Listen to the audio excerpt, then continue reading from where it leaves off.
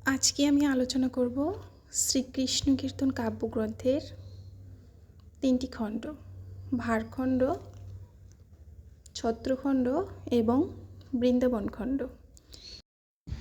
পূর্বের ভিডিওতে আমি প্রথম 3টি খণ্ড নিয়ে কথা বলেছি, জন্মখণ্ড, তাম্বুলখণ্ড এবং দানখণ্ড। 4 নম্বর খণ্ড ভারখণ্ড। বহুকাল রাধার দেখা নেই, সেই জন্য বড়াইয়ে মন অস্থির। চিন্তা করতে করতে মনের মদন বিকার দ্বিগুণ হলো। এখন তাকে এনে আমার জীবন রক্ষা করো। আইহন তাকে যত্ন করে রাখে। তার মা রাধাকে ক্ষণে ক্ষণে খোঁজ করে, এই হেতু তাকে আমি আনতে পারিনি। তুমি হরি নিজে কোনো উপায় আমাকে বলে দাও। বড়াই শরৎকাল উপস্থিত হলো। এখন স্থলপথে লোকে মথুরা যায়, এখন সেখানে কানাই এর অধিকার নেই। একথা বলে রাধাকে যমুনা পার করে আনো। বেশ, রাধাকে আমি যমুনার পাড়ে আনবো। এখানে কানাই, কোন প্রকারের কি কাজ করব? আমার কাছেই কানাই, যথার্থ করে বলো, তাহলে আনন্দিত মনে রাধাকে আমি নিয়ে আসব। আমি যমুনার পথে বাঁক সাজিয়ে অর্থাৎ বাঁক নিয়ে মজুর হয়ে থাকবো। রাধাকে নানা কৌশলে বলো যেন আমাকে সে দধিবার বহায়। ভালো বলেছ কানাই, তুমি তাড়াতাড়ি যাও, আমি রাধাকে নিয়ে মথুরার হাটে যাব। এই প্রকারে তোমার আশা পূর্ণ হবে। সকল সখী মিলে চন্দ্রাবলী রাধা বড়াইয়ের কাছে বিনয় প্রকাশ করে বলে, সেই দিক দিয়ে আমাকে যমুনার পাড়ে নিয়ে যা, যেন কানাই আমার নাগাল না পায়। শাশুড়ির কথা শুনে রাধা ভীত হলো। ঘৃত খোল দধির পসরা সাজিয়ে নিল। দই বেচাতে রাধার মথুরা নগরী যায়। এবার পথে কেউ বাধা দিল না। আনন্দের সঙ্গেই যমুনা পেরিয়ে যেতে পারল রাধা। অত্যন্ত বেশি পরিশ্রমে পসরা নামালো। বড়াই সাবধানে আমার কথা শোনো, এই গুরুভার পসরা বইতে পারিনি, সইতে পারিনি। শরৎকালের রোদ, এখনও মথুরা নগরী অনেক দূর। এক মজুর নিয়ে এসো, দধিবার বহন করুক। 2 ভাগ করে আমার 1 ভাগ পসরা সে নিক, তবেই মথুরা নগর পর্যন্ত যেতে পারি। চামর কাঠের বাঁক জুড়ে নিয়ে শিকে তেরছা করলো। বড়াইয়ে আগে যায়, পেছনে কৃষ্ণ ভার বহন করে, মধ্য রাধা যায় জিনিস বেচতে। কৃষ্ণ মথুরা রাজ্যে দই বেচতে কাঁধে ভার নিয়ে চলল। তা দেখে দেবতাগণ খলখল করে হেসে উঠল। দেবরাজ পাপে মজে গেল যে, সোনার পাত্রে দধি দুধ সাজিয়ে ঘি সাজালো রূপার ভারে, সেই ভার বয় দেব বনমালী। গোয়ালার ঝি অর্থাৎ রাধা উল্লসিত হলো। ভার নিয়ে যেতে যেতে পসরা টলে গেল, ছড়িয়ে গেল কিছু দুধ ও দই। সোনার রূপার পাত্র তেরছা হয়ে গেল। দেখে রাধা বুকে ঘা দিল। লজ্জা পেয়ে কানাই ভার পরিত্যাগ করে অন্যদের সঙ্গে মিলল। দেখে সখীগণ সকলে হাসতে লাগলো। বৃদ্ধ তোর কথার ভারে কেমন করে এমন ভবিষ্যৎ সম্ভাবনা অনুমিত হতে পারে? এখন সে আমার দধি প্রভৃতি নষ্ট করে দিল। কি করি? আমি যদি জানবো যে কানাই আমার ভার ফেলে দেবে, তবে আমার গুরু ভার পসরা তাকে দেব কেন? বহু মূল্যবান পসরাও ছাড়খাড় করে কৃষ্ণ আমার 5 অবস্থা করে ছাড়লো। হাই ওগো বড়াই, কি নিয়ে আমি হাটের সামনে যাব?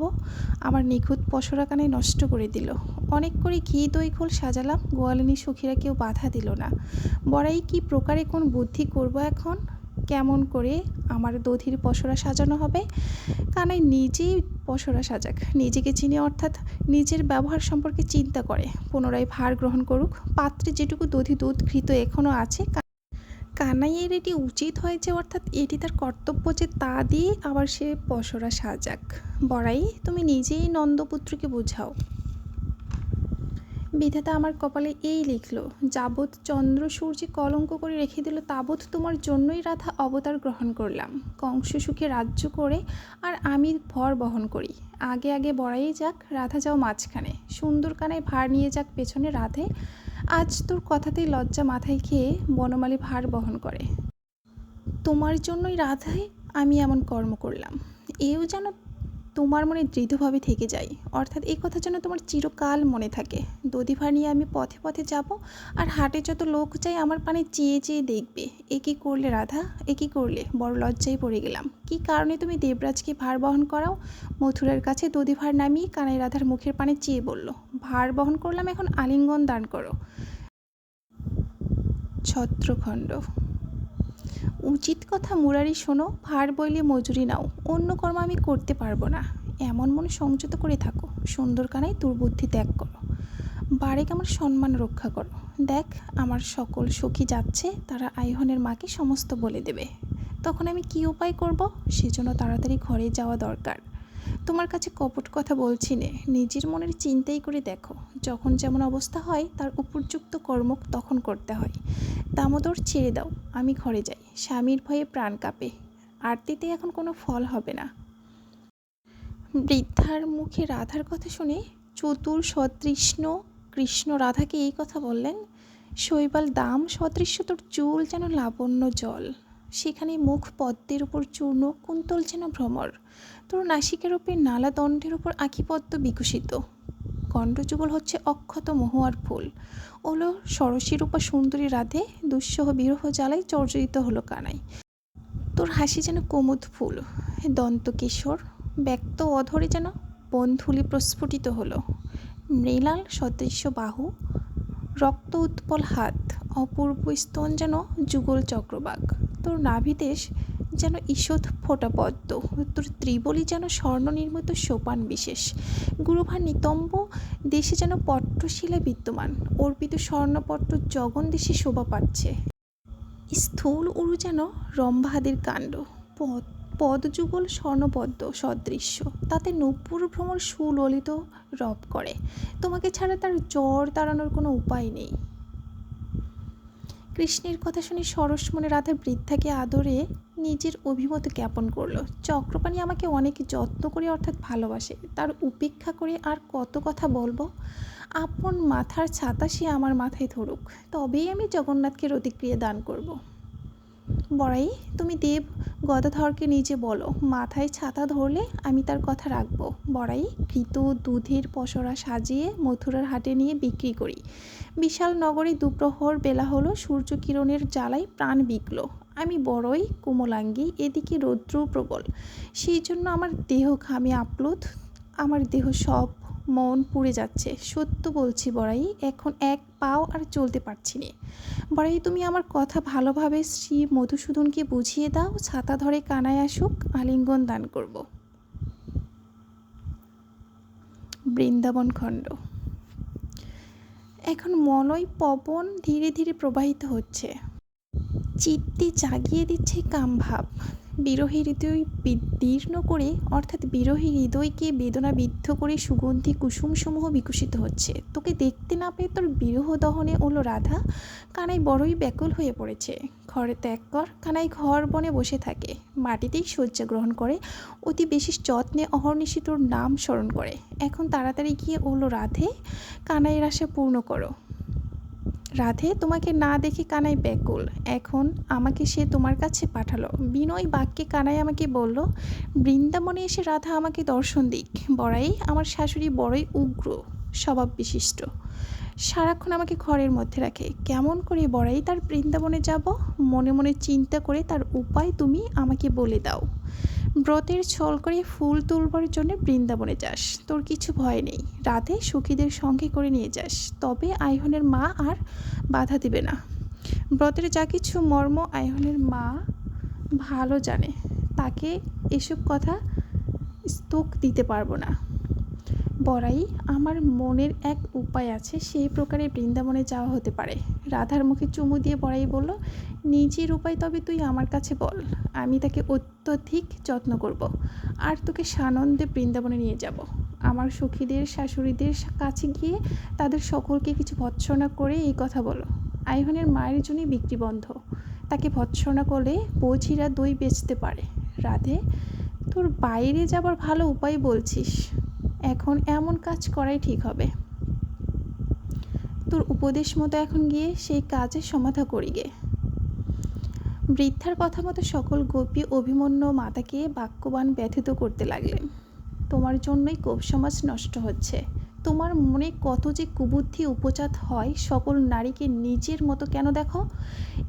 একালের বউরা স্বেচ্ছাচারিণী নয়। রাধার সঙ্গে 16,000 গোপী যায়, তবুও তোমার মনের সংশয় পালায় না কেন?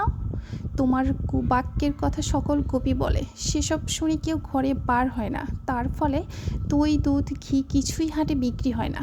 এখন গোয়ালদের জীবিকার সংস্থান বন্ধ হয়ে গেল, এখন তুমি সকল গোয়ালা থেকে বড় জাত হয়েছ। বেশ, তাই হও।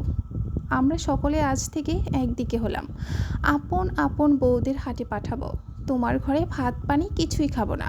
এই কথা শুনে আইহনের মা ভয়ে তাদের সকলের পায়ে প্রণাম করে বলল, কাল থেকে রাধা মথুরা নগরে যাবে। এই অবসরে তাড়াতাড়ি বৃদ্ধা ব্যগ্রভাবে রাধার কাছে এসে কৃষ্ণের চরিত্র বৈশিষ্ট্য উল্লেখ করতে করতে তাকে অতিশয় বেদনায় বিদ্ধ করতে লাগলো। তোর সঙ্গে রতিক্রিয়ার আশ্বাসে সকল শরীর ও বেশভূষা মনোহর রূপে সজ্জিত করে কৃষ্ণ অভিসারে চলে গেলেন। রাধে, বিলম্ব করো না, সত্বর গমন করো। তোমাকে সংকেত পাঠিয়ে তিনি সযত্নে বেণু বাজাচ্ছেন। কালিন্দীর তীরে মৃদুমন্দ বাতাস প্রবাহিত হচ্ছে। তোমাকে নন্দের নন্দন কৃষ্ণ স্মরণ করছেন। তোর তনু স্পর্শ করে আসা রেণু বাতাসে ভেসে চলল। তাকেও কৃষ্ণ অত্যন্ত বেশি সম্মান প্রদর্শন করছেন। পাখি বসবার সময় বৃক্ষপত্র সঞ্চালনের শব্দে তোমার আগমন সংখ্যা করে তিনি স্বয়ং রচনা করছেন। সচকিত নয়নে কৃষ্ণ মঞ্জুরি কতক্ষণে রাধা আসবে এই মনে ভাবতে ভাবতে 10 দিকে তাকাচ্ছেন। সুন্দরী রাধে, তোমার মুখর মঞ্জুর পরিত্যাগ করো, এই ঘন আধারে সত্তর কুঞ্জে গমন করো। মেঘমালা বক্ষে কি বিদ্যুৎ যেমন শোভা পায়, তেমনি হে রাধে বিগলিত বহনে মেঘলাবিহীন জঘনে পল্লব সজ্জায় গিয়ে বিপরীত রতিতে কৃষ্ণ পক্ষে নিজেকে আরোপিত করো। রাত্রি শেষ হয়ে হলো, কৃষ্ণ বড়ই অভিমানী হলো। আমার কথা শোনো, তার মনোরথ পূর্ণ করো। রাধে এখন গমনে বিলম্ব করা অযৌক্তিক। পথে যেতে যেতে সুচতুরা বড়াই কথা বলল, এখন সুন্দরকানায় চরিত্রবান হয়েছে। হাট ঘাট বাট প্রভৃতি বাবদ শুল্ক আদায়ের সমস্ত অধিকার ত্যাগ করে সে বৃন্দাবনে বসে থাকে।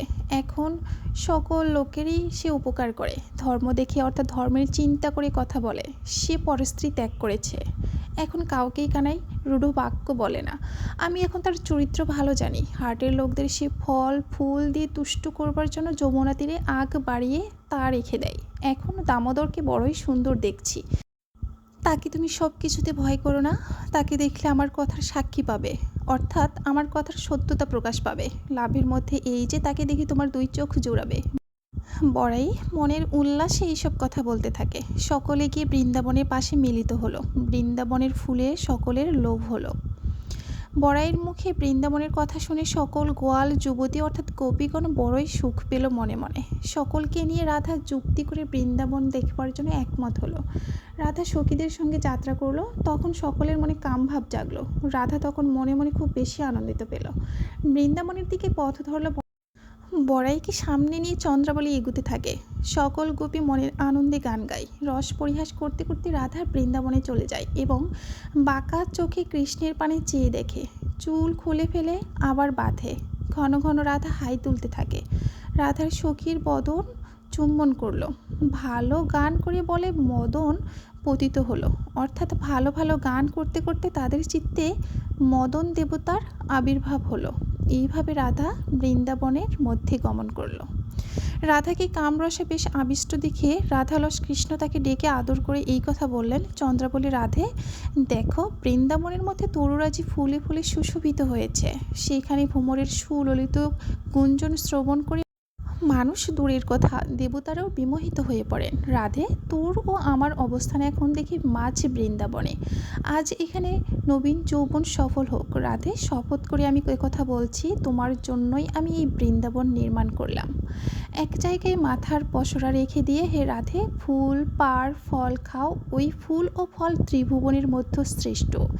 এই বনের মধ্যে স্থানে স্থানে অদ্ভুত সুন্দর দৃশ্যগুলো রয়েছে। আমি ছাড়া সেসব অন্য কেউই জানে না। অনুমতি করো, তোমাকে নিয়ে সব দেখাই।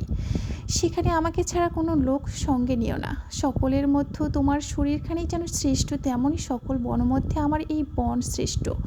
এখানে তোমার কেলিবিলাস উচিত হবে। তোমার সঙ্গে মনের মাঝে যাব, কিন্তু অন্যদের সঙ্গ কেমন করে এড়াবো? ওগো কানাই, আমার যত সখীদের দেখছো কারো মন ভালো নয়। যেন সখীগণ ভালো বলে তেমনই কোনো উপায় নিজে স্থির করো। ফুলে ফলে বৃন্দাবন সুশোভিত হয়, তা দেখে লুব্ধ হয় সকলেই। তোর নাগাল কেউ ছাড়বে না, সকলেই তোর আগে অগ্রসর হবে। স্বামী শাশুড়ি দুজনেই উগ্র, আর সকল নগরবাসী অতিখল সকলেই তোর আমার দোষ খোঁজ করে। সেজন্য আমার মন অস্থির, আমার মনে প্রভাবিত হয়, অর্থাৎ এমন কথা উচিত বলে আমার মনে হয় যে ফুল ফলের আশা দিয়ে সখীগণকে তোমার চারপাশে ডেকে নাও। ওলো রাধে, তুই আমার মনের কথা বলছিস, শুনে আমার সকল বেদনা দূর হয়ে গেল। তোর 16,000 সখী সকলেরই মন আমি তুষ্ট করব। ওলো রাধে, আমি দেবরাজ বহু শরীর ধারণ করে গোপীদের মধ্যে কেলি বিলাস করব। তোর মনের বহু দিবস সঞ্চিত ওই ভয় আমি আজ ভালোভাবে দূর করব। রাধে, যত গোপী দেখছি তাদের সকলকে আজ একে একে তোর সখী করব। কেউ কাউকে যেন উপহাস করতে না পারে সেই মতো কেলি বিলাস করব। তখন তাদের সকলের হৃদয় জয় করে নিয়ে তুমি যেন রুষ্ট হয়ে না। এ কথা বলে কানাই মনের উল্লাসে সকল গোপীদের কাছে গেল। কানাই তার রতিক্রিয়ার প্রত্যাশার কথা সকলকে জানায়। লজ্জা ভয় ত্যাগ করে সকল গোপীগণ গোবিন্দচরণে গিয়ে মিলিত হয়ে বলল, গোসাই, আমাকে অন্যের কথা শুনে অবহেলা করো না। আজ থেকে আমরা সকলে তোমার আশ্রয়ে আছি। নন্দের নন্দন দেব বনমালী, তুমি আজ থেকে সকল গোপীর হৃদয় চন্দন স্বরূপ। গোসাই, আমার আর একটি কথা রাখো, কতক্ষণ আর তোমার বৃন্দাবন দেখব? এই ক্ষণে তোমাকে ছেড়ে যেতে আর মন চায় না। তুমি কিসের জন্য মনোহরণ করলে? জগন্নাথ, তোমাকে বুঝতে পারলাম না। পাত পেটে ভাত দিচ্ছ না কেন? অর্থাৎ আশা দিয়ে নিরাশ করছো কেন? আশাতে নিষ্ফলতার দুঃখ সহ্য করা যায় না। ত্রিভুবনের সকলের মন তোমার গোচরে। এ কথা শুনে কানাই উল্লসিত হলো, নিজের দুই কান অমৃতে সিঞ্চিত হলো। গোপীদের চিত্ত তুষ্ট করবার কথা শুনে মনে স্থির করলো। গোপীদের মন বুঝে নিয়ে কৃষ্ণ মনে মনে খানিক চিন্তা করলো, কেমন করে 16,000 গোপীর মনস্তুষ্টি সাধন করব। তখন সে নিজেকে বহু বিভক্ত করে গোপীদের সঙ্গে কেলিবিলাস করলো। যার সঙ্গে রমণ করে সে কৃষ্ণকে দেখে, অর্থাৎ প্রত্যেক গোপী দেখে যে কৃষ্ণ তাদের সাথে রমণ ক্রিয়া করছে।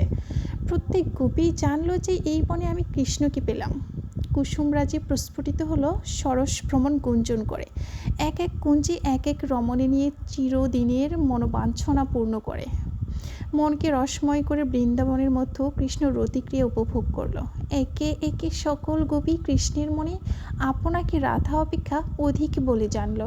অর্থাৎ প্রত্যেকেরই মনে জানলো যে সে কৃষ্ণের কাছে রাধার চেয়ে অধিকতর প্রিয়তমা। কৃষ্ণ তা চিনিয়েও কোনো কথা বলল না। অতঃপর চক্রপাণী রাধা চন্দ্রাবলীর কথা স্মরণ করলো। তার সকল শরীর একত্রে সংকুচিত করে এনে রাধা প্রেমী ব্যাকুল মুরারি গোবিন্দ কুঞ্জ গৃহে গোপীদেরকে এড়িয়ে রতিক্রিয়ার রসাদ্দনের আশায় রাধিকার পাশে গেল। রাধে, সামনে তোমাকে বৃন্দাবনে ফুলে পরিশোভিত দেখছি। তুমি কুসুম বংশ সম্ভূতা স্ত্রীলোক। তোমার আমোদ বিধানকারী দেহ আমাকে দান করো। চুল যেন তমাল কুসুম, নীল কুরুবক সদৃশ্য তোর চোখ। তিলক ফুলের মতো সুগঠিত নাসা, তোর গণ্ডযুগল দেখি যেন মহুয়ার ফুল। বান্ধলি ফুলে সুরঞ্জিত অধর, বক ফুলের মতো তোর কর্ণযুগল। মুকুলিত কুন্দ কুসুম তোর দাঁতগুলি। তোর বসনে কস্তুরী কুসুমের সুগন্ধ শোভা। দুই হাতে অশোকের স্তবক। স্তন্দয় যেন মুকুলিত স্থলপদ্ম। তার অর্থাৎ শরীরের ব্রহ্মরাজি যেন আতয়ীগণ।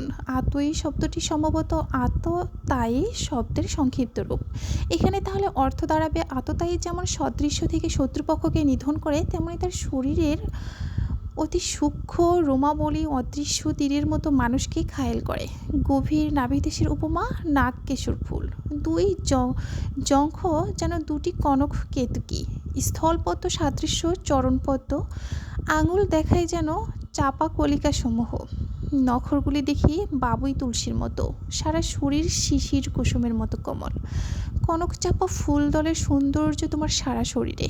তোমার মধুর ঈষৎ হাসিতে নবমল্লিকা শেফালি মালতী বিকশিত হয়। তোমার ফুলের মতো শরীর আমি দেখি।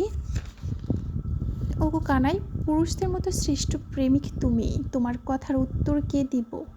উৎপাত পরিত্যাগ করো, ঝগড়া করো না। পথ ছাড়ো, মথুরা নগরে যাব। ওগো কানাই, বুঝলাম, তোমার মতি বুঝতে পারলাম। সকল যুবতী নারীকেই তুমি এক সমান দেখো। লজ্জায় জলাঞ্জলি দিয়ে তোমার একটি কথার জন্য কি বা না আমি করলাম। নিজের স্বামীকে চাইলাম না, তোমার মুখ তাকিয়ে থাকলাম। শাশুড়ি ননদের গালি সহ্য করলাম। পুরুষ জাতের হৃদয় অতি বিষম কঠিন, তার কোনো প্রকার ভেদ নেই। ছাড় স্ত্রী জন্ম শিরীষ কুসুমের মতো কমল তার মন। তিল পরিমাণ উপকারও বড় বেশি করে মনে রাখে। তোমার সকল প্রেম যেন পদ্মপত্রে জল, দুই দিকেই চঞ্চল প্রতিভাসিত হয়, অর্থাৎ দুদিকেই সমান চঞ্চল থাকে। আমার আশা পরিত্যাগ করো, নিজে আবাসে চলে যাও। ওগো, তোমাতেই আমার মন মজেছে। ওলো প্রাণের রাধে, চেয়ে দেখো, শোনো। কেন আমাকে নিষ্ঠুর বাক্য বলছো? ওগো এই আমার বৃন্দাবন, চেয়ে দেখো। ওলু প্রাণের রাধে, চেয়ে দেখো, শোনো কী জন্য নিষ্ফল করো জীবনে। ওলো প্রাণের রাধে, চেয়ে দেখো, শোনো নানা ফুলে ভ্রমর ঘুরে বেড়ায়, তা বলে কি মালতীকে সে ভুলে যায়। ওগো এই তোমার নবীন যৌবন সারাক্ষণ আমার মনের মধ্যে জাগে, তার উপর তোমাকে রমণ করার ইচ্ছা আমার প্রাণকে পীড়িত করেছে। ওগো তোমার নামে অর্থাৎ তোমার জন্য মন কাঁদে, সংসার তোমাকেই সার করলাম, তোমার কথাতেই গোপীগণকে নানা প্রকারে তুষ্ট করে শেষে পরিত্যাগ করলাম। ওগো তোমাতে অর্থাৎ তোমা হতে মন কখনো বিচলিত হয়নি, তুমি বলো তোমার পাশে বসি, আমার দুঃখ খণ্ডিত হোক, মন সুখী হোক। কুসুমবান বিদ্ধ অনুরাগবতী রাধা শীঘ্রই কৃষ্ণের প্রেম বাক্যে বশীভূত হলো। ওগো প্রাণের কানাই, ওগো প্রেমিক, স্ত্রীলোকের স্বভাব মনে করে যা বলেছি তাতে আর রাগ করো না। ওগো প্রাণের কানাই, তোমার এই কথায় সকল রাগ এখন দূর হয়ে গেল। ওগো দেখো, ওগো প্রাণের কানাই, তোমার চরণে এই আমার নিবেদন, অন্যকে আমার সমান করো না। তোমার আমার দুটি হৃদয়কে মদন একত্রে গ্রথিত করে দিল, তার যোগ্য এই বৃন্দাবনে তোমার কথার অন্যথাচারণ করব না। বিধাতে তোমার তোমার আমার প্রেম যেন এই প্রাণ একই দেহের মধ্যে স্থাপিত করলো, অর্থাৎ প্রেমের বাঁধনে তোমার আমার দেহ মন যেন এক করে বেঁধে দিল। সে প্রেম তৃতীয় জনের আবির্ভাব সহ্য করে না, সেও আবার যেন আমার দোষ না হয়। তোমার গুণের কথা কে বর্ণনা করতে পারে, তা সব এক এক করে আমার মনে প্রভাব বিস্তার করে, অথবা একে একে আমার মনকে বশীভূত করে। এখন আমার পাশে এসে বসো। পার্ট 3-তে পরবর্তী 3টি খণ্ড আলোচনা করা হবে, কালীয় দমন খণ্ড, যমুনা খণ্ড এবং বাণখণ্ড। ধন্যবাদ সকলকে।